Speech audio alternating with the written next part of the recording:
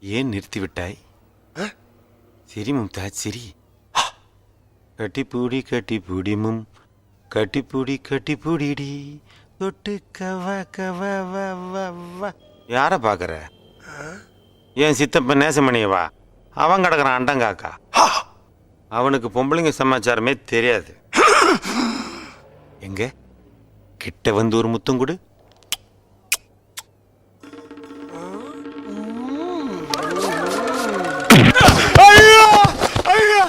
காப்பாத்துக்க, பள்ளத்துல விழுந்துட்டோம். காப்பாத்துக்க.